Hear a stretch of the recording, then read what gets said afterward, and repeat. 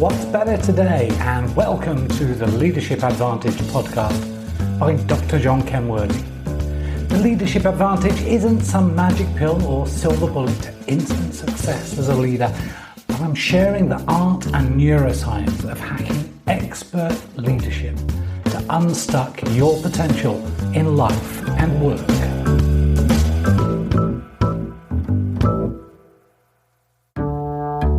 Hey there, welcome. This is John, and I'm looking this week at how you leverage your influencing style. And it's all about the trust and respect matrix. The 15-inch blade flew perilously close to my left ear, and the chef's knife thumped into the door behind me. I was told, in no uncertain terms, that my days in his pastry kitchen were over. I couldn't possibly repeat the actual words, but if you think that Gordon Ramsey cusses, I can assure you that even he has a comparatively mild turn of phrase. Chef was right, of course. I was useless in the pastry kitchen. I still am. My croissant could be used to break rocks in a quarry. My shortcrust could substitute for dumbbell weights. It's simple biology. My hands are too warm. Heck, I didn't even want to be a pastry chef, but I had to master every part of cooking, and I wanted to learn from this particular chef. I had huge respect for his talent and would take almost anything for the chance to learn from this, the youngest Michelin star winning chef in the United Kingdom. But he wasn't very likeable. He was a conqueror influencing style and a competent jerk. In the last Leadership AdvantEdge podcast, I asked what your influencing style was, and just in case you missed that, you really ought to pop back and listen and do the influencing style inventory. This will identify your dominant influencing style and your least dominant style. The Conqueror style from the influencing style inventory, those types of influencers can be seen as aggressive, power hungry, and controlling.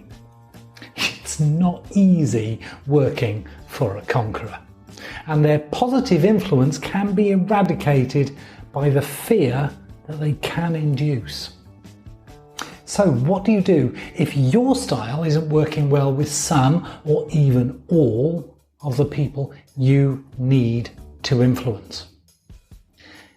What you need to be able to do is to leverage your style and gain influencing agility.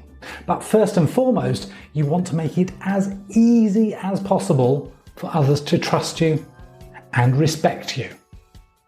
In this episode, I'm going to share how you can leverage your style and more easily influence others and motivate them to do things that matter. Let me introduce you to the trust respect matrix. On the vertical scale is how much you trust me, and the horizontal represents how much you respect my competence. Someone with low trust and little respect for me would consider me to be a foolish jerk. And you're not likely to be easily swayed by someone that you think is a foolish jerk. So let's say that you still don't respect my competence, okay? But you do trust me. I have proven myself to be trustworthy to you. Something of a loveable eejit. You would find it easier to accept my influence if you trusted me, even though you have little regard for my competence, my talent. How about you actually do respect me greatly, but you don't find me trustworthy? Heck, perhaps you don't even like me. See, my chef was here. I had huge respect for his talent, but I didn't trust him to care for me. Certainly not after that knife incident. If that were me, I'd be a jerk, a competent one, but I'd still be a jerk. Then there's a situation where you respect my talents and find me utterly trustworthy. That would make me a lovable star. Someone who could readily and easily influence you. So where are you in your relationships with your people? And what matters here is not how genuinely trustworthy you are, or even how competent you truly are. It's how you are perceived to be by them. For some people, for example, my chef was completely trustworthy. His sous chef would lay down his life for him. He trusted him that much. Pretty well everyone respected his competence. Yeah. A few other executive chefs in other restaurants, well, they didn't particularly. But everybody has a different opinion about how trustworthy you are and how competent you are based on how they perceive it. See, the question is, do they trust you and do they respect you? The more they both trust and respect you, the easier it is for you to influence them.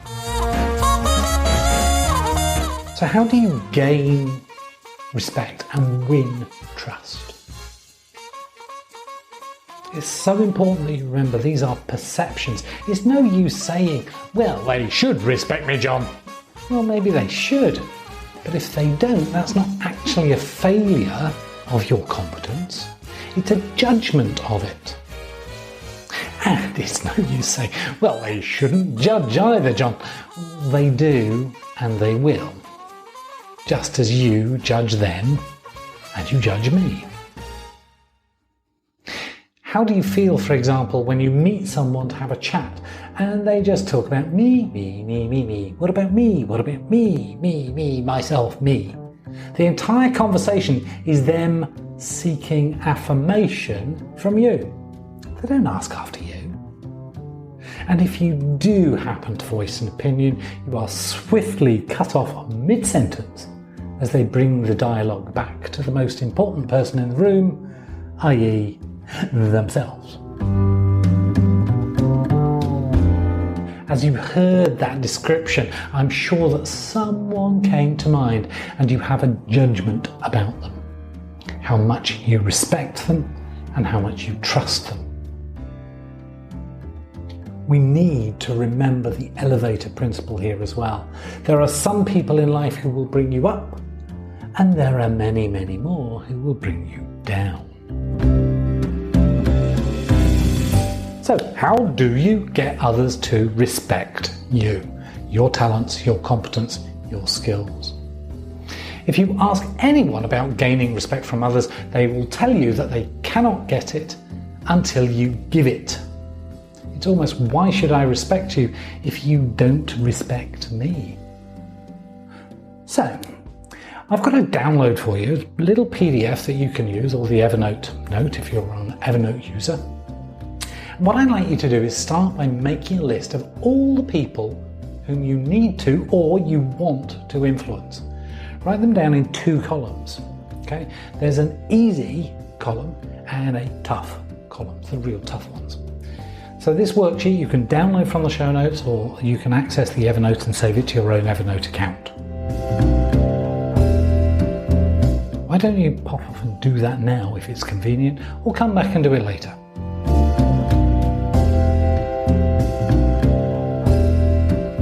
So once you've got this, for each individual on your easy list, put their name, and beside that in the column, write a note about one thing that you like, love, or admire about them.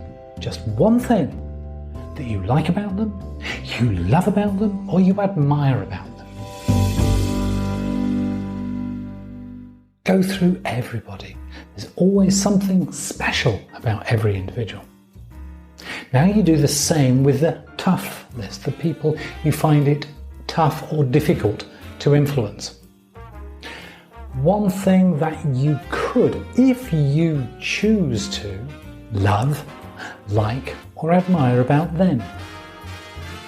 And if you're struggling with an individual, what about their accent, their clothes, their hair, their cleanliness, or their wanton disregard for personal hygiene? You only need to identify one thing that you love, like, or admire about them. Now, go tell them that you love, like, admire this thing about them. And if they ask, is that all? Just reply, for now, yes. Choose to make the other person your centre of attention when you have time together. Ask about their lives. And if you really want to gain traction on your influence, ask them what they did at the weekend. Listening attentively to what they did, the words they use, and the order that they share things. I'd recommend you make notes wherever possible. No one, in my experience, has ever objected to being asked what they did at the weekend. And no one, in my experience, has ever found being told something admired or liked about them has ever objected to being told. They often want more, but they don't object. And there's no use saying, well, this person is seeking affirmation, that all they do is talk about themselves anyway. Yeah, ask questions, and especially what they do at the weekend. Well, won't they think that I'm after something from them?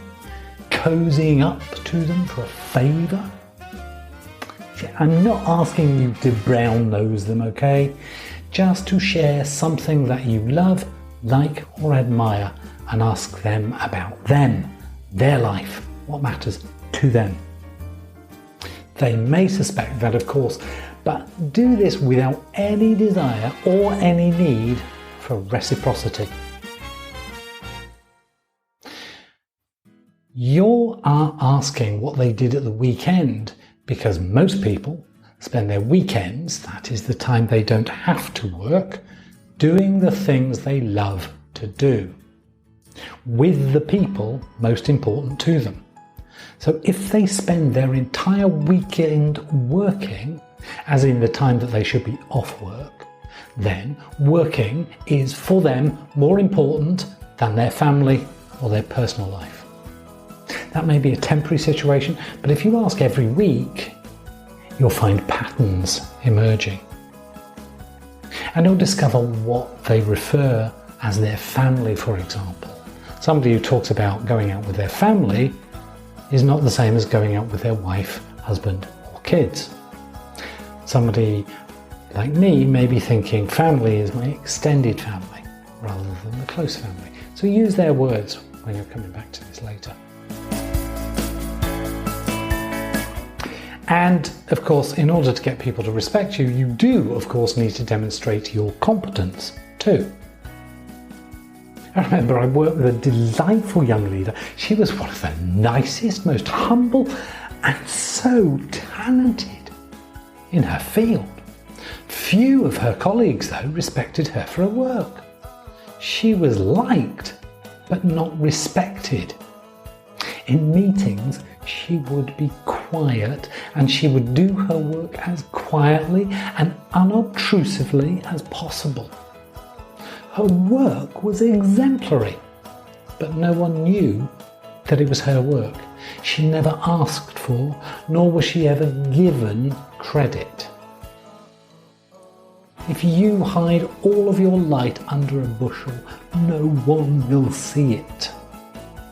That isn't to say that all your best work should be done as loudly as possible, but do show the self-confidence and assert your right to have your work recognised. Show humility, but don't let others trample all over you. This is a problem I see with many tech leaders. So much of their work is hidden from the eyes of others.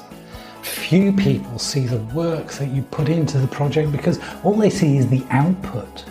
And if you make it look real easy, then it doesn't deserve much respect now, does it? It reminds me of the story of the man that was pulled in by a factory owner to fix a machine that they couldn't get working. And the old man went to the machine and he looked around and then tapped a few things. Then he changed one bolt, tightened it up, and gave the factory owner an invoice for $10,000. The factory owner was shocked and said, but all you did was change one bolt and you were only here for 5-6 minutes. Why such a huge invoice for it? So the man took the invoice back from him and rewrote it and said, $1 for fixing the bolt, $9,999 for knowing which bolt to fix. Don't make everything look too easy, because sometimes people only see what they see as easy and therefore not deserving of respect.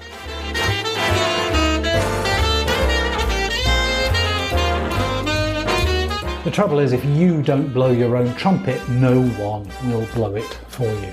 Just please remember, you're not alone in this band. Even Bix Beiderbecke knew when to be silent and let others have their say. So the second part of this is, how do I win trust from others? And trust is such a fickle thing. 1,000 years can be undone in a moment. I want to look at the dictionary definition of trust so that we're absolutely clear between us. That trust is the assured reliance on the character, ability, strength or truth of someone or something. That's according to the Merriam-Webster dictionary. When I can rely on you and know that you will come through as you promised, then I can trust you. But there is a delay built into our choice to trust someone or something. And I discussed this in an earlier Leadership AdvantEdge podcast. Great leaders build trust to increase engagement. You increase others' ability to trust you by consistently engaging their reward network in their brain more than their pain network. You trust someone more when they speak highly of you, they appreciate you, they always treat you and everyone else fairly. They're never biased. They always hold you in the highest esteem. Great leaders, they give you deserved credit for your ideas and contributions, and they never take the credit that belongs to someone else. Even when they themselves are being unfairly treated, denigrated, or the victim of malicious gossip, a great leader never bites back. Great leaders treat even their enemies with respect and dignity. And someone you trust implicitly never, ever, ever breaks your trust. Building trust can be as simple as turning up to a meeting on time, not apologising for unknown traffic conditions, or on time in spite of those traffic conditions. It's as easy and as difficult as keeping promises made, no matter the personal cost. Winning trust is all about consistency. So go back to the list you created earlier. Write down beside each name in the easy column the one thing you can do to win more of that individual's trust. If you don't know, ask them. Now do the same with your tough column. One thing that you can do to win their trust. And if you're having difficulties asking people directly, then listen attentively to their conversations. When people are moaning and complaining, they will often emphasize the things they dislike the most, and these tend to be the things that they think should be done differently or better. That's what they judge as being important. Choose how you can demonstrate your trustworthiness in those areas. Gaining respect and trust is rarely an overnight miracle.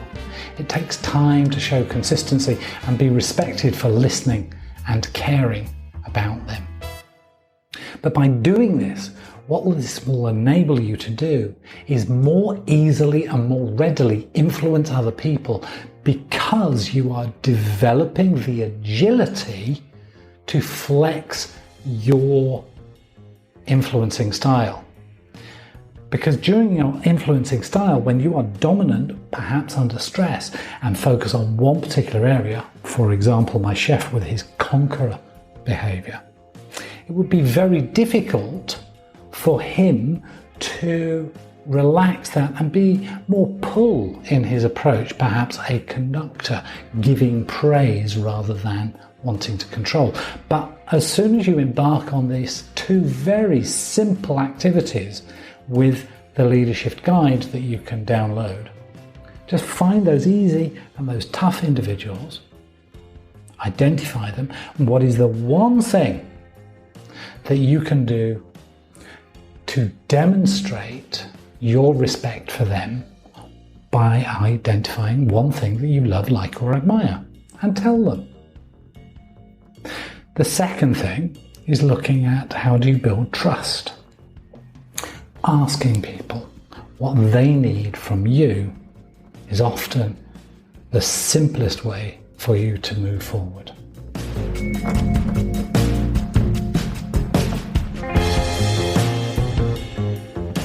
Do forward this podcast and article, or the email if you're receiving the email, to someone you think might benefit from it, and get them to sign up as an Advantage VIP. And if you haven't signed up yet, get back down to the website at leadershipadvantage.com and sign up to receive the emails on a regular basis.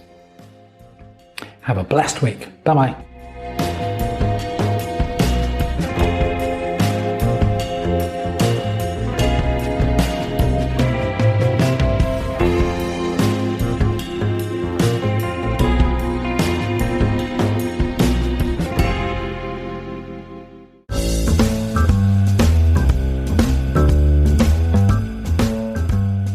I hope that you really enjoyed this episode, and will share some highlights with the people you care about most. My team and I are working on a series of exciting new projects in this art and neuroscience of hacking expert leadership to unstuck your true potential in life and work. To learn more, visit leadershipadvantedge.com or just search for Dr. John Kenworthy and connect with me.